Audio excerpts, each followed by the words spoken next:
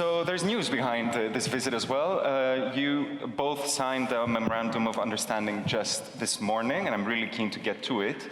So I'm going to start with a question to the Prime Minister. Let's begin with this memorandum of understanding. What made Greece pursue a formal framework, specifically with Mistral, and what does this collaboration represent for the country and the AI strategy that you've put forth? Well, first of all, it's a privilege to be on this stage again. Congratulations for a team that is not very well versed in event management. You've done an amazing job in putting together so much talent to Greece, and thanks to Arthur for being here and sharing the stage with me. As we've developed our AI strategy over the past years, our goal has always been to team up with leading AI companies to establish mutually beneficial partnerships. And when the opportunity presented itself to sign a memorandum of understanding with Mistral, this was too good an opportunity to pass by. And I'm very, very happy that we've been able to conclude this agreement. Mistral is a leader in foundational AI models. As you pointed out, Arthur and his team have proven that you can actually build these types of models in Europe, incorporating European sensitivities and European values, but also being much more aware of what I may term as probably more European regulatory sensitivities when it comes to AI. So I was particularly struck when the opportunity was first presented to us with the sensitivity that Mistral has shown towards preserving linguistic and cultural heritage. Greek is a language that has been spoken continuously over thousands of years, so the ability to understand the nuances of the language was particularly important to us. But I was also fascinated by the work that Mistral has done with public administrations, not just in Europe, but also in Asia. One of our big theses is to be able to use AI to improve the efficiency of government, both in terms of customer-facing applications, but also the internal process of how the bureaucracy works. And the fact that they've done work on this front with numerous countries was very, very interesting to us. And of course, the opportunity also that Mistral will provide up to 30, maybe who knows, even more Greek STEM graduates to have placements with Mistral is also an indication of how much importance I place in ensuring that our top graduates have a professional experience with the leading AI companies. I think what makes Greece rather unique in spite of our size is the disproportionately big representation of top AI talent globally. And this is something we intend to leverage. But of course, we also need to think in terms of the next generation of AI leaders, and ensuring that our graduates work and train with best is a top priority for me. No, you're absolutely right. I think that talent is in top of the conversation when it comes to Greek presence. I want to turn to you, Arthur. I'll tell you, I'm a personal fan of Le Chat, and when you released it, I actually prompted it to give me a future of what an optimistic future for Europe would look like. And I saw this really nice futuristic city with a Parthenon on top. So I'm really glad that there seems to be a Greek presence always in Europe. So to turn that into a question, what attracted you to Greece as a partner today for this memorandum of understanding? And how does this memorandum fit into your broader European strategy and presence? Say many things, but probably two pillars. The first is the vision for digitalization and bringing more efficiency to the economy, to the public sector and to the private sector. There's a very strong momentum toward that in Greece, thanks to your leadership. And what we found in working with other administrations is that AI can actually be an enabler for that. It can be an enabler for facilitating the life of citizens that can access public services in a much easier way. We've worked with the health insurance in France, for instance. We've worked with the unemployment agencies to facilitate matching in between job seekers and job offers. And so everything that used to take time in a non-digital economy and with non-digital public services can now go almost instantaneously with AI systems being deployed and citizen-facing. So that vision attracted us to work together, and the experience that we've accrued over the last 2 years in working with governments are things that we also use to start conversations, and we saw a very strong alignment there. The second part is, as you mentioned, Mr. Prime Minister, the aspect around talent. We're European headquartered and we're expanding very fast. We cannot hire fast enough. And one of the strengths that Europe has across multiple countries, but specifically in Greece, is that junior talent, master students, PhD students are coming out of schools with a lot of skills. They have the right skill set to actually do frontier AI technology. They have the right skill set also to work with enterprises and then create vertical systems, which is what we do for a living. And because of that, we would love to be hiring them. We have the senior talents to train them, and what has been very successful for Mistral over the last 3 years has been to train junior people and make them extremely strong at artificial intelligence, thanks to people that have a little bit more of experience that went through US labs 5 to 10 years ago, and that can now we can now train very strong engineers. And to be honest, it's probably our biggest strength in Europe. We have better schools, better people in computer science than in the US. The one thing that we need to do to continue progressing is to get them to stay, get them to work with companies like us. No, I was about to say, if you look behind some of the best companies in the US, again, you see a lot of European talent, but it's very important to keep them here. So I understand why a big part of your memorandum is this educational pillar, but there's other pillars as well, Prime Minister, from integrating the Greek cultural heritage data to maritime innovation, digitization of the state. So which of these do you expect to see traction first? If there's a prioritization, so to speak, which ones would you sort of place more emphasis to in the beginning? Well, I'm always very, very interested by what Arthur said. What are the really applicable solutions that can increase the productivity of our civil service, and how can we make the interaction between citizens and businesses and the state more seamless and without unnecessary friction. If you look at the history of what we have done in terms of our digital transformation over the past years, we started with the basics. First of all, I think it is very important that in 2019 we set up a Ministry of Digital Transformation. We were one of the first European countries to actually do that, and we endowed it with horizontal responsibilities to work with other ministries, but also we made sure that in terms of the control of the data sets that the government had, that they would have an important role to play. This is becoming more and more important in today's landscape when everyone is looking for well-curated data. And the fact that we're also a relatively centralized country facilitates this exercise. Look at healthcare, for example. In our case, for the companies that are interested in partnering with us, there is relatively well-curated healthcare data that is related to a population of 10 million, but you only have to talk to 2 ministries essentially, rather than talking to regions and trusts and diversified hospitals. So I think this makes the cooperation between companies and the state also easier. But when I look at also the partnership with Mistral, the one area that stands out, and we've discussed this, for example, is justice. How much AI technology can help in simplifying a lot of procedural manual work that takes place in the court to help our judges and the support staff focus really on what is important, and that is quality judicial decisions. And of course, the topic where I think AI is going to be truly transformative, and we've also established partnership with other leading AI companies, is education. I think we are at the beginning of what is a massive transformation of how we address the needs of our children. Right now we have a factory model approach where essentially we teach our children more or less at the same speed.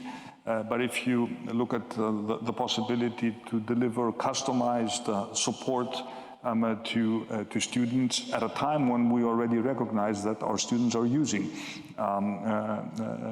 AI models for their own purpose, and what does this mean for the whole educational process? I think this is a global challenge, and of course we in Europe need to develop our own strategy in terms of how we integrate these momentous developments in our educational system.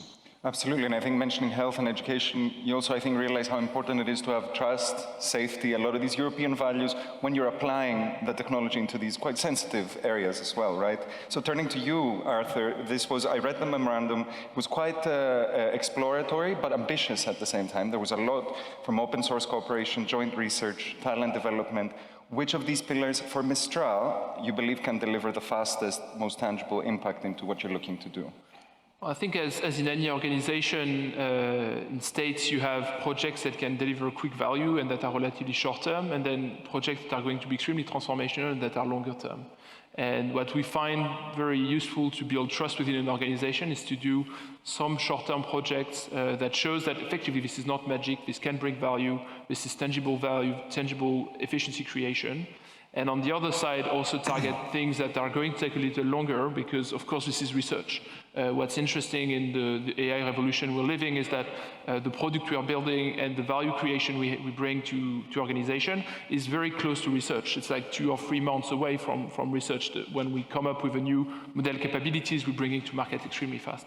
And so this approach of having a pillar around research, around integrating the Greek language and Greek cultural nuances into models, multimodal models, is absolutely critical because down the line we will need to have models that have great conversational design around any language, and Greek is no exception. What's interesting about Greek is that there's also some ancient Greek, and so that corresponds to some research that we actually have started to do around helping historians do better optical character recognition of ancient Greek documents.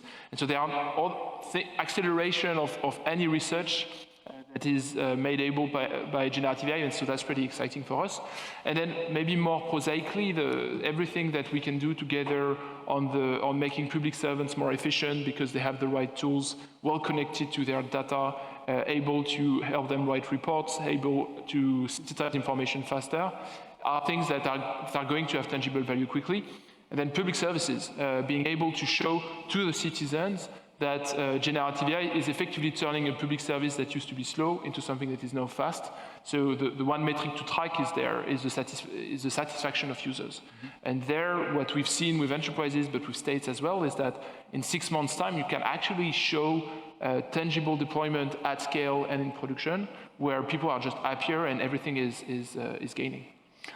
I really like you mentioned this public administration because it's a good chance to take a step back from the memorandum itself and talk in general about what's the impact and the potential of this technology in transforming public administration and making it more efficient. And I want to turn to the Prime Minister because Greece was sort of made the case study of successful leapfrog of a digital transformation in recent years. If we look at AI now, where do you see it having the most immediate impact on public administration and efficiency, both in terms of realistically, like what are the capabilities, but also in terms of responsible use from the government side as well?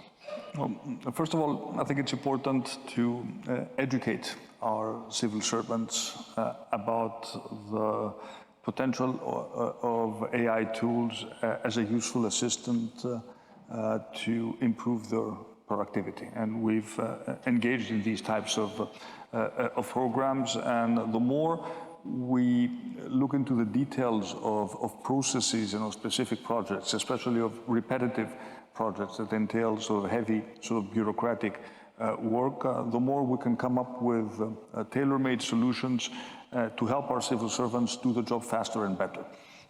For example, one of the first pilots we ran was with our notary services in terms of an AI model quickly reviewing a contract and essentially reducing the time of review from 2 hours to 10 minutes because most of the work was done and only some final legal control needed to be applied by humans. So every process can be different, and every challenge can be different.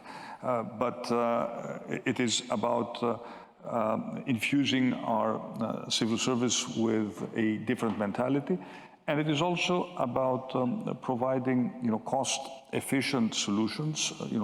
Sometimes using open source models that can be easily customized to address specific needs.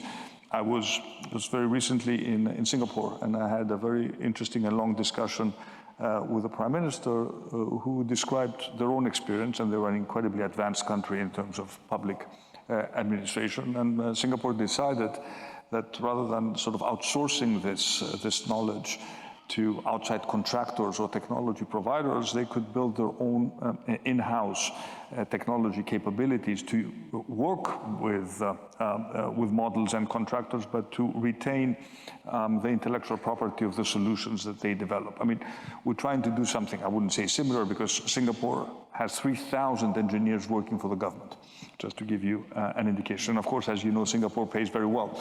They do pay competitive salaries, which is something which is very difficult for us. But we're building our own small in-house team of engineers that is able to look at these problems and come up with customizable and relatively cheap solutions, again, looking at specific problems that need to be addressed quickly. And the more we develop this positive momentum, I think the more interest we will have from other parts of the civil service to come to us with problems that then we can solve. And of course, by looking at best practices from other countries, we can get, and that's why these partnerships are so important, we can get, very interesting ideas. I mean, we discussed with Arthur this idea of our labor placement agency, having agents that do better matching between the requests of employers and what is available in the database of the Labor Employment Agency in terms of talent that can be used or that we need to place. So this is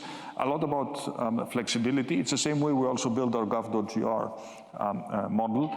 And the more we build the trust within the administration, the more agencies will come to you and say, look, I also have to benefit. This is how Gov.gr started. In the beginning, there was a lot of skepticism, but at some point, the relevant ministries realized that there was a political benefit to them if they digitized part of their own processes. So they also had an interest in joining this effort because they understood that they would also gain some political benefit from doing so. So a lot is about education. A lot is about examples, specific examples of what does it mean to actually use this technology to improve productivity, and of course, changing the mindset and not viewing, especially in the civil service, where job loss is not really a threat. Yeah. This is a big distinction between a private company and the civil service. You don't risk being replaced by an AI agent. That is not necessarily the case when you talk about private companies. I think it's easier to build this level of trust that AI can be a true partner rather than a threat in terms of helping our civil servants to improve their productivity. And you mentioned this keyword, trust, which I know is very, very important to Mistral as well, Arthur, because what you emphasize a lot with your product is safe, modular, open architectures. And this is sort of also your competitive advantage in the race as well. So when it comes to sort of working with the government or government use of Mistral's products and tools, what does this responsibility actually mean in practice? Can you break it down to us and explain what your AI company does differently when it comes to applications by the public sector? Well, there's really, I would say, three things. First of all, when we work with governments, in general, they have some stringent requirements around where the data flows and how the IT setup is designed. What we do is that because we have a portable platform and all of our solution can be deployed anywhere where our customer wants to deploy it, we can bring our models and we can bring our orchestration engine and everything meant to build applications on sovereign clouds, on capacity that is where our customer have the turn on and turn off button, which is really what matters. So we bring them sovereignty as defined as if we disappear, the thing can continue running, which is absolutely critical for many workloads. The second thing we bring is customization and ability to create systems that are adapted to use cases.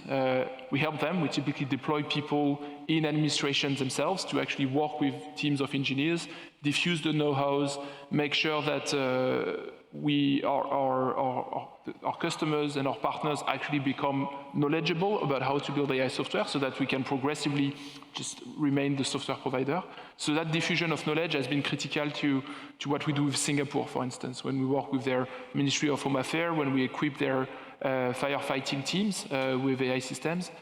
We work with business, we work with them, we work with engineers, but we also work with the line of businesses there to create systems that their engineers can maintain and that the people that are the user of these systems are happy with. And then, so that's, I would say, the second part, customization, very much linked to the open source DNA we have, which is we bring the core engines that we bring to market are free and everybody can use them and we don't need to be in the loop. What we bring as a value add are the training platform and the orchestration platform to turn these models into applications with value.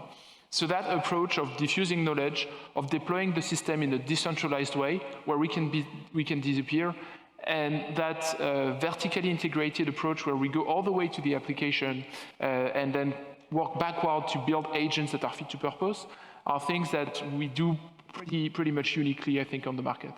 And then just as a follow-up, this level of customization, does it go down to a ministerial level even, so to speak, or to what extent do you sort of stay involved in the final product and how public administration will use it? We go all the way, and the customization can occur at multiple levels. You can change the prompt so that the model behave in a certain way. You can give it a corpus of document that is guiding the behavior, that is setting the guardrails, telling that the model should not be doing certain things. But what we find when we go in depth and we really bring things to production is that we actually need to modify the models themselves. We need to get feedback from users, feedback from specialists. You mentioned, Mr. Prime Minister, to be done in the Justice Department, in the Ministry of Justice. There are some subtleties in law that are very different across states in Europe. And in order to be a good judge, equipped with a good AI system, well, the AI system needs to adapt to the fine subtleties of the Greek law. And that actually requires to go all the way down to the model parameters. And that requires to take an iterative, to have an iterative mindset. So building a prototype that is going to work 80% of the time, and then acquiring data, acquiring signal feedback from users so that you can go from 80% to 99%, and you turn something that is a nice demo into something that is truly useful. So we help with building that mindset across organizations, and we help because we bring the right tools. We bring the tools for training, we build the tools for acquiring data, and then we build the tool for observing and making the model better over time. Wonderful. Let's go back to the Prime Minister. You talked before about this mentality shift into the public sector, how sort of the public sector will understand and trust AI more so that it can incorporate them. The other end user or the end user then is the citizen, right? So I'm wondering, what are your thoughts on how citizens themselves can gain trust on AI being used in government, and what does transparency look like on AI adoption? What does safety look like, accountability? How do we ensure that all these things stay in place when we adopt AI tools in government? Well, I think there's no obvious answer to the question that you ask. As I think the speed with which citizens are using AI tools is just incredible. And it seems to me that right now, at least this is what I've seen for some research, that they may place more trust in the answers that they can get by asking an AI model than the trust that they have in terms of getting an information from the traditional media or another source. And this, of course, places a lot of responsibility on the development of these models, because at the end of the day, they're also, receiving very, very specific input in order to come up with the answers that they provide. So I think in terms of, we're faced with a broader problem, and that is an industry that is moving at breakneck speed. Governments, sometimes, not sometimes, I would say almost always, not exactly understanding the speed with which the technology is changing. And then you're caught between two different possible priorities. The first is move as quickly and and make sure that you don't restrict this emerging industry. That I would argue that is probably the American approach of I would call it extreme deregulation, and the European approach which says, okay, this is something that we need to approach from the perspective of regulating in a smart way without inhibiting innovation. And of course, I'd be very interested to also hear Arthur's view on the regulatory attempts of the European Union in terms of the AI Act. But it is clear to me that finding this balance is not obvious. I don't think the solution is complete deregulation. On the other hand, we need to ensure that we maintain the dynamism of the European AI startup ecosystem, which is also very much demonstrated in this gathering today, and that we don't send a signal that Europe is a continent that essentially makes it difficult for these companies to scale up, and thus sending a signal to all the sort of talented young people or young engineers that it's probably better to go work for a big US company rather than working for a company such as Mistral or a smaller, in this case, Greek startup. So it's not easy to find an answer to these challenges. In my mind, there are areas where one clearly would require a more regulatory approach. Mm-hmm. Two topics which I always raise in my public comments, which are of great concern to me. The first is the mental health of children and teenagers, which is also related to the way our kids use, for example, AI for school, which is again a real challenge because it is happening as we speak. And the second topic relates to the challenge of maintaining our democratic process intact and immune from threats of AI agents that can easily play havoc with the flow of information and thus directly interfering in our democratic process. So the question of whether one can use sort of wise AI tools as a response to these challenges. Let's say if one could have I don't know, some sort of wise AI chatbot that could debunk fake news, for example. I mean, one can think of constructive ways of using technology to build trust, because if at some point there is so much information flowing, flooding the public sphere, people will end up believing nothing, and this, I think, is profoundly detrimental to our democratic process, and it's probably what those who oppose the European way of life would like to see happening. Yeah.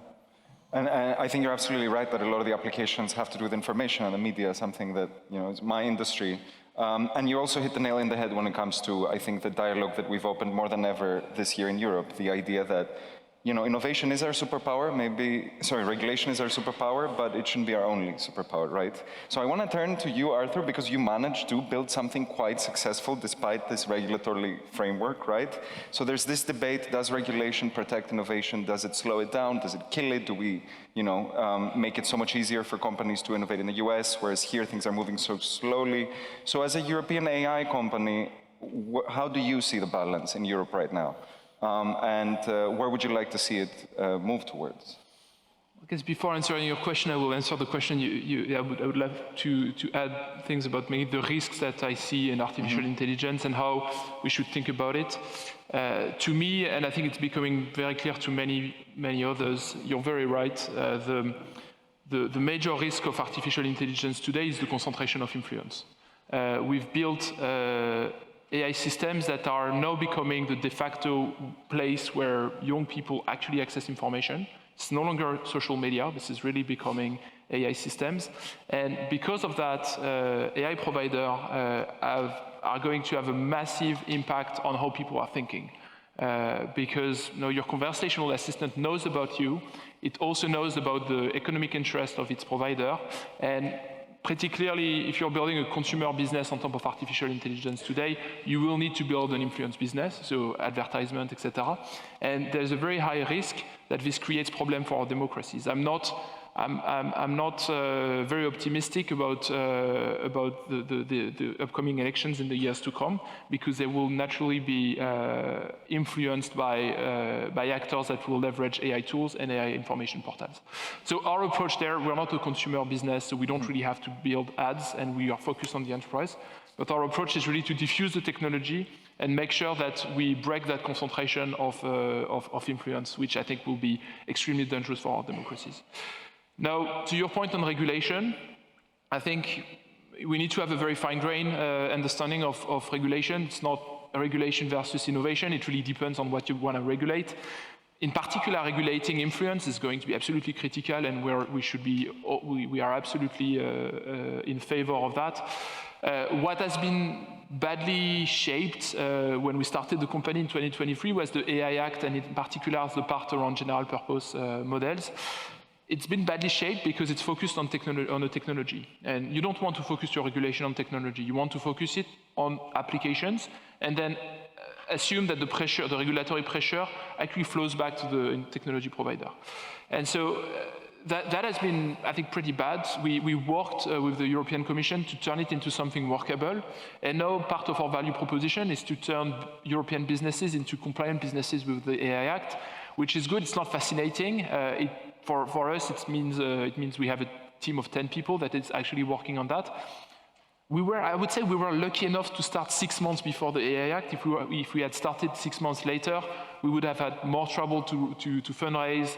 It would have been a different momentum. So I think regulation has effects. In general, companies that are large enough can deal with it. But the biggest pitfall is that it hurts startups, because startups are not big enough to deal with the regulatory burden oftentimes. And so, and it also sends the wrong signal. So capital, when there's a little bit of bad signal, it flows to other parts of the world. Right. And we've seen that. And it's the same for talent. Talent goes where they see the biggest opportunity. So we need to shape regulation in a way that shows that the opportunity is there. I think we've done good progress with the digital omnibus in particular that is being discussed this week in the Parliament to facilitate some of the regulation that was not very well shaped on the digital world. There's still some progress to be made. Execution matters. We're not there yet. But I think there's been a change in the mindset in 2023, 2024, and so we welcome it, and we welcome every European state that is supportive of this momentum, and it's the case of Greece.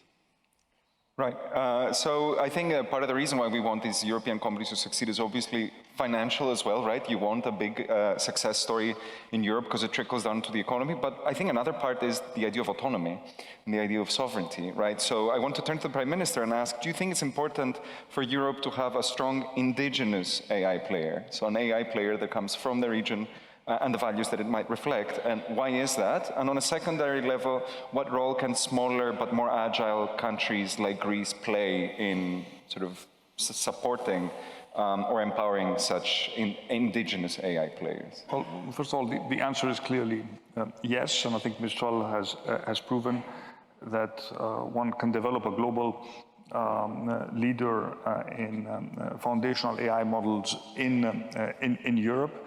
And I think for the reasons that we discussed previously, a better understanding of the European way of life, a greater sensitivity to this balance between innovation and regulation, and plainly the fact that many Europeans may feel more comfortable working for a European company, even for practical reasons. They don't have to move to Silicon Valley, but can stay in Europe. I think supports the argument that, of course, European players need to have a special role, and we also need to listen to them when it comes to adjustments to our regulatory framework. We're not in competition with industry. We may have, our own priorities, which we discuss with industry, and hopefully we can convince industry to also adapt to our sensitivities. For example, the whole question, I'm coming back to the question of mental health of kids and teenagers. Since we started raising the question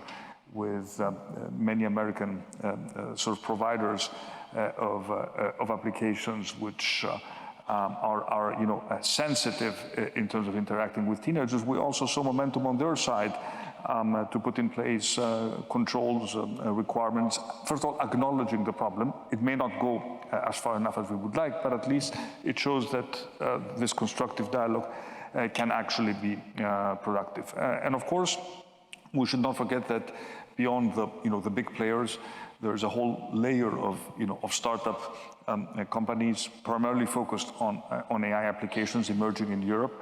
I'm very optimistic with what I see in Greece now. I mean, the tech and AI startup system has truly exploded. The number of venture capital funds active in Greece is something I would never have imagined a decade ago. And to be able to provide these companies with a European path is very, very important. Because at the end of the day, what I would not necessarily want is for the big American tech companies to scan Europe and to immediately acquire these companies at the valuation which may be quite meaningful for the founders, but which may still leave money on the table in terms of offering these companies the ability to further grow in Europe. And of course, in that sense, two priorities from our point of view as someone who's sitting at the European Council. The first is a European Capital Markets Union, what we call Savings and Investment Union, the ability to actually raise capital in Europe rather than going to the US. And what we've been calling the 28th regime for startups companies, the ability to seamlessly do business in all European countries without legal and bureaucratic constraints. This is something that has been raised rather persistently by those who have studied the single market. We have a single market, but in digital services, it does not work as it should. If you look at it essentially, it's an internal tariff that we put on our single market. We could benefit so much more by streamlining procedures and ensuring that a tech company in Greece could operate in all EU member states without additional regulatory concerns. So I think these would be two priorities that will clearly strengthen our position in the technology space and would allow for more European companies to emerge, to develop, to grow in Europe without risking being acquired at an early stage by the big American hyperscalers. I think you're absolutely right. And the number of founders I've heard who wanted to stay in Europe but just go to the US because capital is just more generous there, it's quite staggering. So we're approaching the end of the discussion. I'd like to end it with what I call a rapid fire round, where I'll be asking you questions and I'm expecting one word, maybe one sentence answer. Arthur, I heard you're particularly good at this from your team. So let's start with, what's the one word that you think should guide Europe's AI future? Arthur, why don't we start with you? Power, I think. AI is the next vector of power, and we live in a world where countries need power. Power. Prime Minister, what do you think? I would say ambition and responsibility. Great. So what do you think is the sector where AI will transform Greece the fastest, Prime Minister? I would say the public administration, but in general, I would say healthcare. Healthcare. Arthur, what do you think? I think supply chain, logistics and shipping.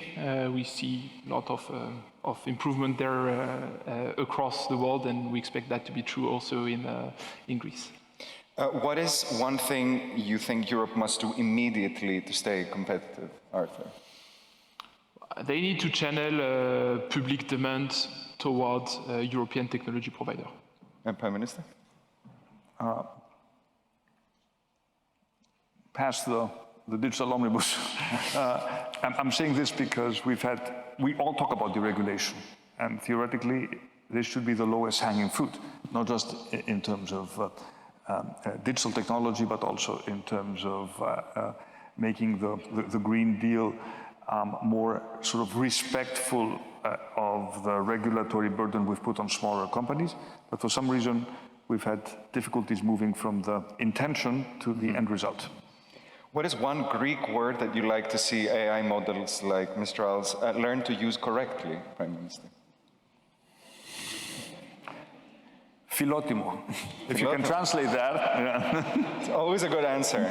And from both of you, in one phrase, what do you think success will look like for the partnership that you signed just this morning in 2 years? Well, to us, if we can power public services and serve the needs of Greek citizens, that would be a great success. Have one flagship project, let's say, in justice that you can say in 2 years, Greece did it first. Yeah? One can only hope. So, Prime Minister, Arthur, thank you both for an excellent conversation. Let's give them a round of applause. Thank you.